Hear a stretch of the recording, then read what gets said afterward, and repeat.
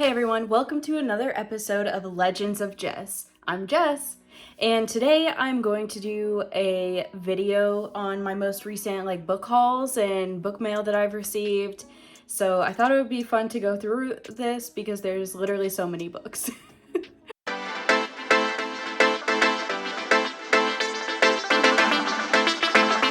So I don't know about you guys, but I am most certainly a book dragon. While there are times that I demolish the books that I'm reading and I just can't stop reading, a lot of the times I end up collecting more books than I can possibly read at one time. And my library is just steadily growing and I'm not really making much headway in my TBR list. And I'd have to say that my physical TBR and my ebook TBR is well over 200 books at this point. So I don't know, I think I have a problem, you guys. Anyways, honestly, I do love reading books on my Kindle because I like to have the option to change the font size and the actual font. For me, I have ADHD, so reading physical books can sometimes be difficult, especially if the print in the books is very small and it's extremely wordy. I know you guys know what I'm talking about because there's some books that have so many words on the page that sometimes it's overwhelming to look at. So personally, I think ebooks are better for my brain, just because I love being able to change the font. I usually use the Open Dyslexic font if you have a Kindle or the Kindle app, for instance. That's a font that I really love using, and also increasing the size of the font helps a lot, and I read a lot faster that way. But physical books are beautiful. I love having them. I love collecting them and showing them off and taking pictures of them. And honestly, just holding a physical book is just it's just a good feeling. So I have to have them, even though I don't really need them because I always end up having an ebook of the books as well. So I don't know, it's a struggle, but will I change? Probably not.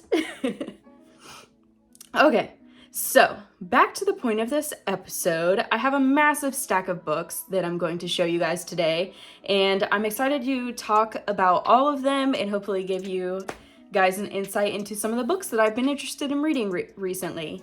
Well, I also have a couple packages on here that I'm really excited to open because one of the packages, for example, is a series that I absolutely love, and I can't wait to unbox them. So, all right, let's dive into the haul.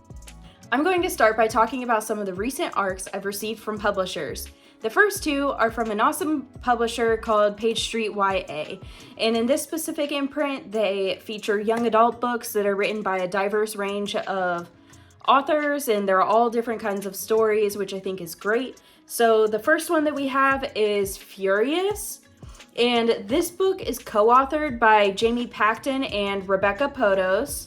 I was really hoping that I'd be able to get this ARC because when I saw the cover, oh my gosh, you guys, I wanted this. Look at it. It is so freaking cute. And come on, Furious, you instantly are just reminded of Fast and Furious, and growing up, that series was my everything. So when I saw that there was a sapphic story about a motocross racer and a NASCAR racer, I just thought it was perfect. I thought it sounded so cute. And I actually have been able to read this, so it's a really quick read, perfect for the summer. Furious follows two characters, Elle and Jojo. Jojo is pursuing a racing career, but unfortunately, tragedy strikes and she loses her celebrity NASCAR driving mom. And Elle is the black cat motocross tough girl. She shows up at the auto shop and there's a mystery to be solved. She hasn't seen her sister Max or even heard from her. So these two quickly bond as they have road trips, heists, and they're searching for answers. And honestly, I just totally recommend checking this out. It's an action-packed summer read that is absolutely perfect for this time of the year. So totally check this out. It's called Furious. It's out now. Make sure you read it. The next book that I received is called Milicia, and this is by Steven Dos Santos. This book actually released on June 4th, And this one I was really interested in because of the cover. I really am like intrigued by the cover. Like, it's spooky, it's mysterious, like it looks haunted, and I love spooky stories, so I was so interested in checking this out. Also, it reminded me, like when I saw the theme park, because this story takes place at a theme park, it reminded me of Kirsten White's short book called Hide. And that one's like a horror novel at a theme park, but this one is for young adults, so I thought that this sounded really fun. So YA horror and thrillers have also been, like, recently the ones that have been coming out have been really good. I've really been enjoying like this subgenre, so I'm excited to read this one. I haven't gotten to it yet, but I'm so grateful to have gotten this arc and can't wait to check it out. I'm going to share the blurb with you guys so you guys can get a little more info onto what this one is about. As per the blurb, it says, on a stormy Halloween weekend, Ray enlists his best friends, Joaquin, Sophia, and Isabella, to help him make a documentary of Milicia, the abandoned theme park off the coast of the Dominican Republic, where his mother and brother died in a mass killing 13 years ago. But what should be an easy weekend trip quickly turns into something darker, because all four friends have come to Milicia for their own. Ray has come to Milicia to find out the truth of the massacre that destroyed his family. Isabella has come to make art out of Ray's tragedy for her own personal gain. Sophia has come to support her friends in one last adventure before she goes to med school. And Joaquin already knows the truth of Milicia massacre, and he has come to betray his crush, Ray, to the evil that made the park possible. With an impending hurricane and horrors around every corner, they all struggle to face the deadly storm and their own inner demons. But the deadliest of all is an ancient, malignant presence on the island. Why do I already want to go to Milicia? I've always wanted to visit like a haunted theme park or a haunted place, and I feel like this would be a really cool place to visit. I don't know. Is there any other spooky people out there who like, you know, like haunted types of things? Because let's go on a road trip. Like, if you're down, I'm down.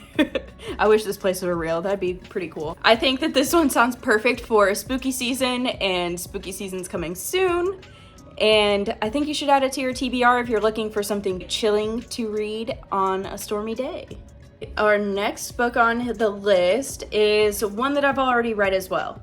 I was lucky enough to receive one of the e-art copies of this book on NetGalley, and like 2 weeks later, I had picked it up and I was like, okay, let's like see what all of this is about.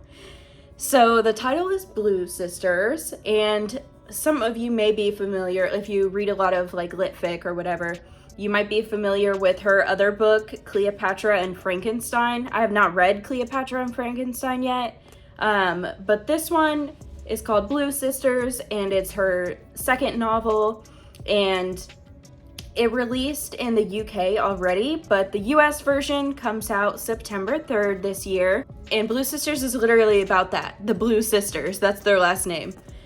So we have Avery, who's the eldest, Bonnie, who is the middle, and Lucky, who is the youngest. Avery is the definition of the eldest child, and she's, like, you can tell she has the weight and responsibility of being the oldest sibling on her shoulders. And Bonnie is a former boxer who now works as a bouncer in LA. And then Lucky is the youngest, and she's a model. There was a fourth sister, which brings us to kind of the plot of the main plot of the story, is that their sister Nikki passes away, and so like this tragedy brings these sisters all together. So Blue Sister takes the reader into the emotional aftermath of these three sisters after the loss of their fourth sister, Nicole. And you get to see into the human experience on how grief knocks its way through you. This was not a book that I can say is like a completely happy story. Like, it's not one of those like lighthearted, happy reads that just makes you feel amazing all the time. Like, this book was really hard to read, and it definitely had a lot of rough topics. So definitely go into it knowing that there might be just some more deeper, dark content that can definitely be a little harder to read. Like, this was often difficult to read, and seeing how each of the sisters cope, but they're human, and alas, humans are nothing if not imperfect. So I think that this book really dove in deep into that, and I think it showed us a side of humans that we don't always necessarily read about. You know, this book talks about grief, and grief is a very difficult subject to talk about and to, you know, come to terms with and, you know, go through. So, like, everybody handles it differently. So, and I really just appreciated how this book gave us a different look into that, especially through the different perspectives of the sisters. It really shows you a great dive into what it means to be human and the bonds that family has, dealing with loss, life, and addiction. You truly get to know these characters, like, raw and real as they are. And I was captivated and was compelled to read each page and explore each of the sisters. The characters really did feel like real people that you're reading about. And I found many aspects of this book to be relatable, and even some of the experiences. And again, this book was pretty heavy, but definitely worth the read. I'll definitely have to check out the other book, Cleopatra and Frankenstein, because I've heard good things about that one as well. But make sure you check out Blue Sisters this September. I think that you guys would like this if you like literary fiction or just kind of getting a glimpse into people's lives. So that's all the physical arcs that I had to talk about that I've been gifted recently. Now let's talk about some of the other books. I have 2 books from Book of the Month. The first one is Just for the Summer by Abby Jimenez. This one was actually one of my most anticipated reads, and I was really glad that Book of the Month had it so I could get a hardback version of it. I can't tell you how excited I am to read this. I fell in love with Truly Yours. That was one of my favorite books last year, and I really like Jimenez's style of writing, and I like the stories and the characters, and just overall I've really enjoyed the books that I have read from her already, so I'm really looking forward to this one. I've definitely seen a lot of people posting about it already, and it definitely, like, I love the cover. It looks perfect for the summer. So colorful. I love colorful books. So I'm going to read the blurb so that you guys know a little bit about what to expect from this book. So there's a character. His name is Justin. Justin has a curse, and thanks to a Reddit thread, it's now all over the internet. Every woman he dates goes on to find their soulmate the second they break up. When a woman slides into his DMs with the same problem, they come up with a plan. They'll date each other and break up. Their curses will cancel each other's out, and they'll both go on to find the love of their lives. It's a bonkers idea, and it just might work. Emma hadn't planned that her next assignment as a traveling nurse would be in Minnesota, but she and her best friend agree that dating Justin is too good of an opportunity to pass up, especially when they get to rent an adorable cottage on a private island on Lake Minnetonka. It's supposed to be a quick fling just for the summer. But when Emma's toxic mother shows up and Justin has to assume guardianship of his 3 siblings, they're suddenly navigating a lot more than they expected, including catching real feelings for each other. What if this time, fate has actually brought the perfect pair together? Okay, so I'm really looking forward to this as a summer read. I think we can expect to see, like, found family. The dating pact is clearly there, complex family dynamics. One of my favorite tropes is fake dating, so I'm really excited about this dating pact. I think that'll be a really fun trope. I'm just really excited to read this. I think it'll be a lovely story, and it just seems like it'll be, like, it'll probably have some emotional parts, but I feel like it's going to be really good. The next book that I got is another Book of the Month book, and it is called Honey by Isabel Banta. This is a coming-of-age story that follows the meteoric rise of singer Amber Young as she navigates fame in the late 1990s and early 2000s era of pop music superstardom. So, the year is 1997, and Amber Young has received a life-changing call. It is a chance thousands of girls would die for.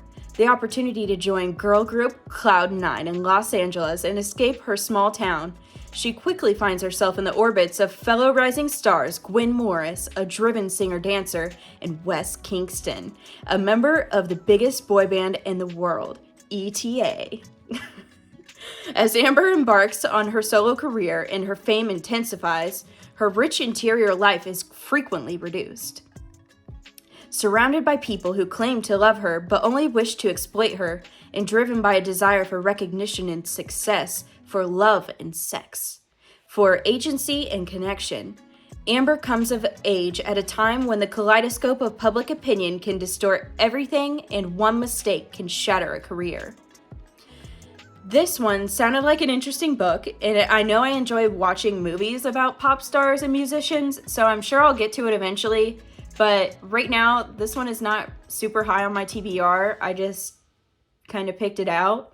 But it did sound interesting. It just doesn't seem like something that I'm interested in reading at this moment. Mood reader problems. Another book that I have to talk about is from Emily Henry.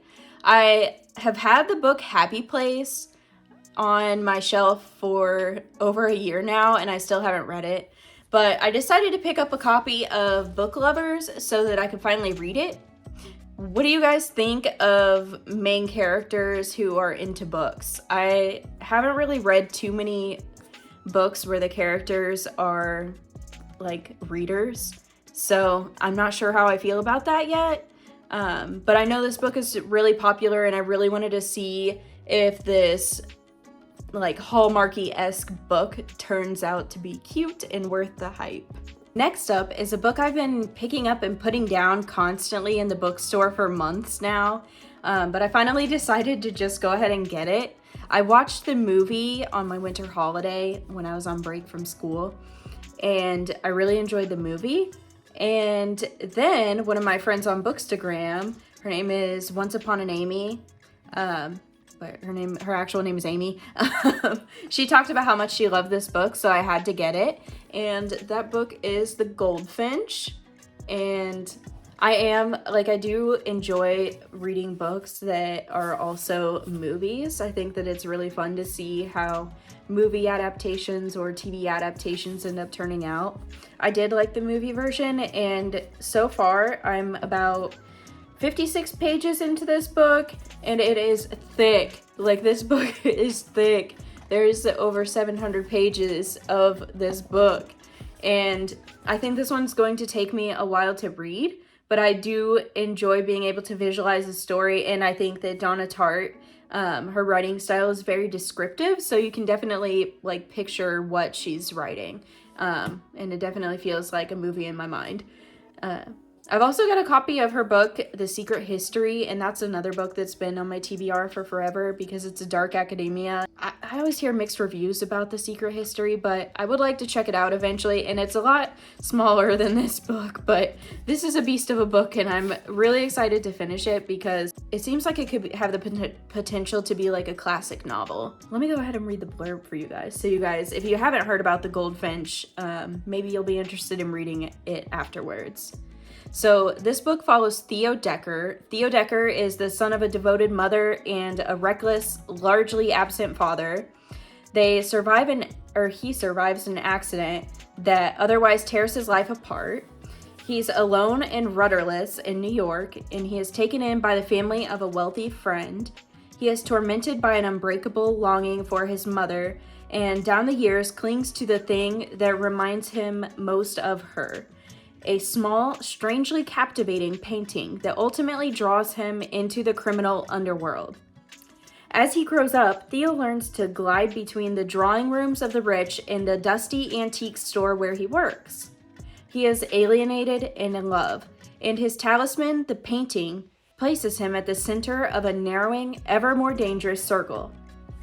So this story, I think, is going to be really interesting. The movie, at least, went through different time periods throughout his life, so I think that the book is kind of on that path too, where it's just going through different stages of his life after this tragic incident happens and he loses his mother. So definitely very interesting so far. I think it's just going to take me a while to tackle because it's just so thick and dense. And the next one I'm super excited about because I was anxiously awaiting this release. I really love this author, and I got this copy of A Novel Love Story by Ashley Poston. I absolutely loved her other books, The Dead Romantics and The 7-Year Slip. They were both amazing books, especially The 7-Year Slip. Totally recommend that. That was a 5 out of 5. Definitely worth a read. I love the covers. I think that it's great that the author or the publisher, I'm not sure who chose, but I like that all of the fonts and like the little pictures, I think that they all coordinate well with each other. So I really like that about the physical aspect of the books. And as for the actual books, I love that they all have like this they're all in like an urban modern time, and then they have like a paranormal twist to them. So I think they're really fun, really quick reads, and I'm super excited about this book. And I definitely think you should add it to your TBR if you haven't. Have you read any of Ashley's other books? What did you think of them? Let me know. The next 2 books that I'm going to talk about are mangas that my husband picked up for me. Alejandro was really nice, and he decided that he was going to find some books to gift me. So the first one that he got me is called The Apothecary Diaries, and this one sounds like a really fun like fantasy-esque like mystery manga, and it sounds really cute, and the art is really cute. So I think this one will be really fun to read. And the next one that he got for me is the first volume of the collector's edition of Fruits Basket. So this is the collector's edition. I'm not sure if there's any others. I didn't look. But it's so pretty. I really like the artwork that's inside of it. I like that it has like a colored page. And funnily enough, this is actually one of the first animes I ever watched and one of the first mangas that I've ever read.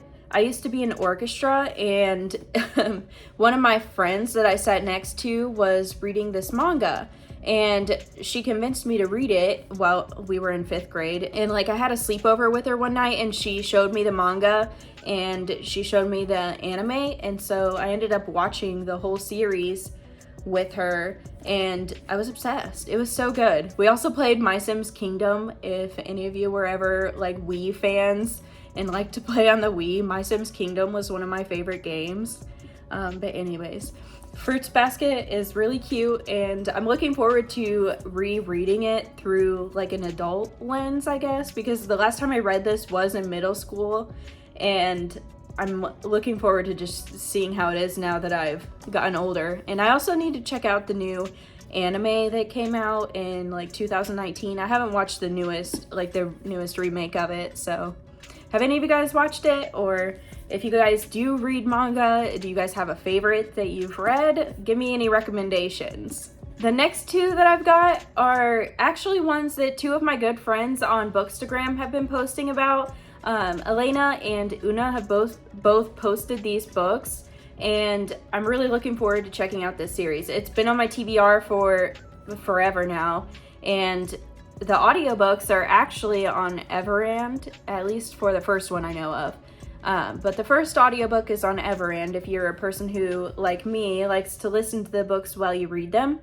But the books are The Black Sun by Rebecca Roanhorse and Fevered Star, the second book. The third book just released recently, so I was like, might as well get these books so I can dive into a new series. I've really been looking for a new fantasy series to get into, and this one really does sound really good. So I'm really excited to check this one out and adventure into. I'm going to read you guys the blurb for the first book because I think it sounds epic. The first book in the Between the Earth and Sky trilogy, inspired by the civilizations of pre-Columbian Americas and woven into a tale of celestial prophecies, political intrigue, and forbidden magic. A god will return when the earth and sky converge under the black sun. In the holy city of Tova, the winter solstice is usually a time for celebration and renewal. But this year, it coincides with a solar eclipse, a rare celestial event prescribed by the sun priest as an unbalancing of the world. Meanwhile, a ship launches from a distant city bound for Tova and set to arrive on the solstice. The captain of the ship, Zayala, is a disgraced teak whose song can calm the waters around her as easily as it can warp a man's mind. Her ship carries one passenger, described as harmless. The passenger, Serapio, is a young man, blind, scarred, and cloaked in destiny. As Zayala well knows, when a man is described as harmless, he usually ends up being a villain. This book sounds really good and really interesting, and I'm definitely going to start the first book this summer. If you guys have read this one, what did you guys think of it? Let me know in the comments, because I am really looking forward to this series. So I'd love to know, those of you who've read it, what you guys thought about it. So the next book is one that I've actually done in unboxing on my Bookstagram, but I thought I'd show it on here because it is a recent book mail, and I already have a copy of this book. I have the indie edition of this book before it was picked up by a traditional publisher, and it's called When the Moon Hatched, and this is the Waterstones edition. I'm sure many of you have seen this book raging like a tidal wave online, and it's by Sarah A. Parker, who also has another series called the Crystal Bloom series, which is really good, and I highly recommend that series. I just actually finished rereading the first two. So the first one is To Bleed a Crystal Bloom, and the second one is To Snap a Silver Stem. And recently Audible had a deal for all three of those books. So I picked up all three of the audiobooks so I could listen to them. So I've listened to the first two so far, and I've already read the series. I've ordered special editions through Midnight Whispers of the To Bleed a Crystal Bloom. It's a great series, and I highly recommend checking it out. It is like pretty dark, but it's really good. It's a really good series. I also have the audiobook of this. Like, why I have so many editions of the same book, I don't know, but it just is what it is, and that's just how it is. But who can resist a dragon edge? Like, look at it. It's beautiful. And oops, it's got a map. It's got a map, you guys. And it also has like a massive glossary in it too. This series is very well written. Like, this first installment in this series is very well written, in my opinion. Sarah, I just really love her writing style, and I love how developed her worlds are, and like you can just tell how much thought she puts into her writing, and just the prose of it. I just love her writing, and I will read anything from her. But also, like, and this is in the paperback copies too, is having like the chapter heading art, but it's so pretty. And then here's the foil on the book. But I totally recommend checking this out if you're looking for something, like you've read Fourth Wing, now you're looking for something else. Here's a dragon book. Go check it out. It's really good. I know she's writing the second book, and this is called the Moonfall series. So she's writing book 2 now, and she's also writing the 4th book in the To Bleed a Crystal Bloom. So if you haven't checked out either of these series, please do it. Go for it. You won't regret it. You're going to love these characters, and yeah, just read it. Just read it. One thing I did want to note though is that if you are going to order books off of Waterstones, specifically like pre-ordering books like special editions and whatnot, do not pay with PayPal Pay in 4. Like, you can use PayPal if you're using like one of your cards or whatever, but I highly recommend you don't use the PayPal Pay in 4 option. I tried to do that because I like to pay in installments so that it seems like I'm spending less money. I like to trick myself. But anyways, the PayPal Pay in 4 doesn't automatically charge. So like in other books, if you were to buy off of another website, like it might automatically charge you like that first installment. Well, with Waterstones, it does not take that first payment until the book is preparing to ship. So I almost didn't get this book because I had to update the payment, and I was finally able to do it, luckily. But just for anybody out there who buys special editions or Waterstones exclusives, just try to budget for your special edition, because the PayPal Pay in 4 probably won't work, and it may not go through, and you'll probably have to update your payment information or otherwise risk losing the order that you paid for. So definitely try to use a different payment method. So there's just my little tip and tangent on that.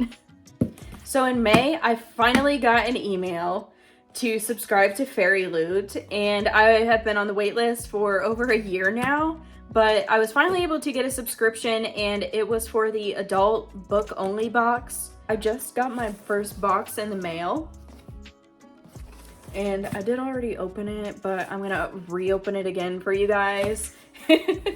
So this one is the theme of demons and deities. And this book specifically is called The God and the Gumiho by Sophie Kim.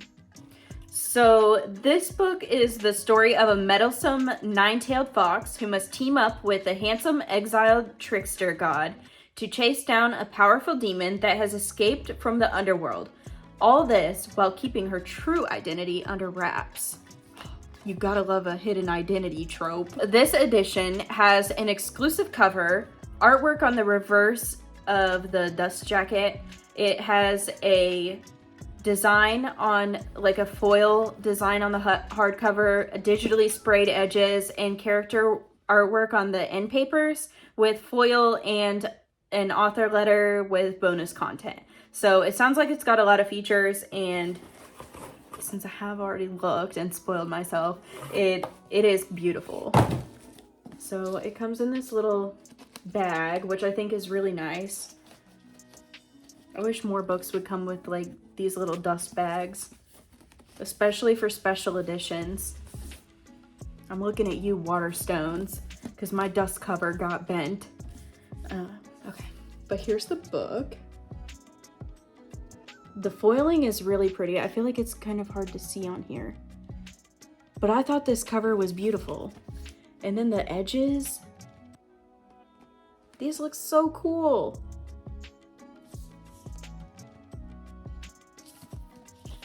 Okay, let me show you the dust jacket. So it's got some really cool, let me see if it shows.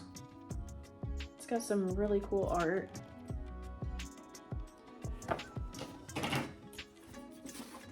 And then this foiling is so cute.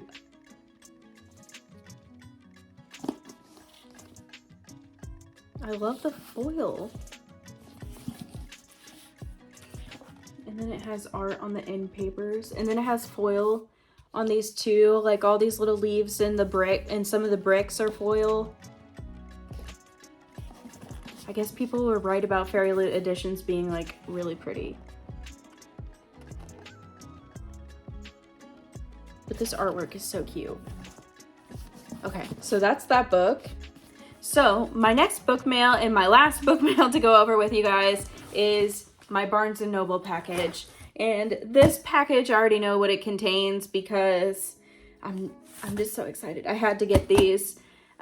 So if you followed me on Instagram, you may know that the Kindred's Curse saga is one of my favorite series of all time. The Kindred's Curse saga is written by Penn Cole, and the first book is Spark of the Everflame, which you guys may have heard around. If you haven't, check it out. Anyways, the hardcover editions are going out of print, so I had to get the copies of them. I just needed them to have on my shelf so I didn't miss out on having the first editions of these books. So let's unbox it together. If I don't cut my finger off.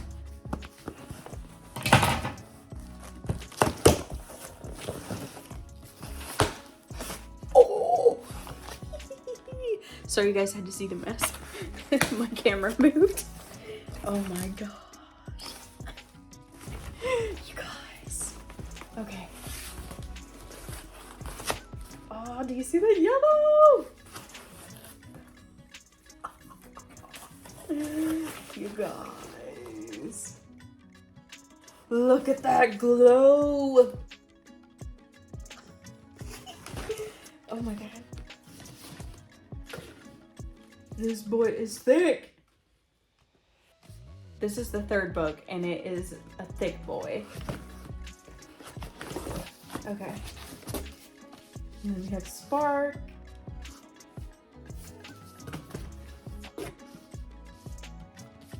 And we have Glow.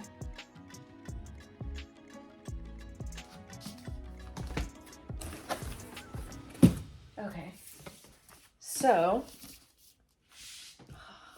it feels so good to have these babies. I'm so excited to have physical copies of these. I have the audiobooks and the ebook versions, and then I have a paperback version of the first book. But it feels so nice to have all three of them in the physical form. Like, I'm so excited. You best bet that I'm going to reread this series, like, immediately. Okay. So the copies of these also have case art. It's so pretty. Okay.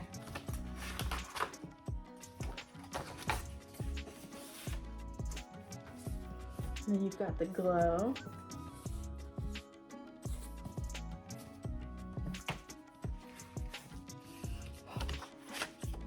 Man, you almost forget how thick this third one is. And this is the last one.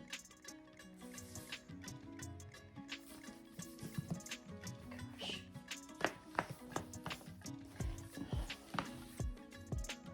Okay, so I'm super excited. If you haven't read the Kindred's Curse saga, this is your sign. This is like what you've been waiting for. Like, go read it now. You're going to love it. It's worth the hype.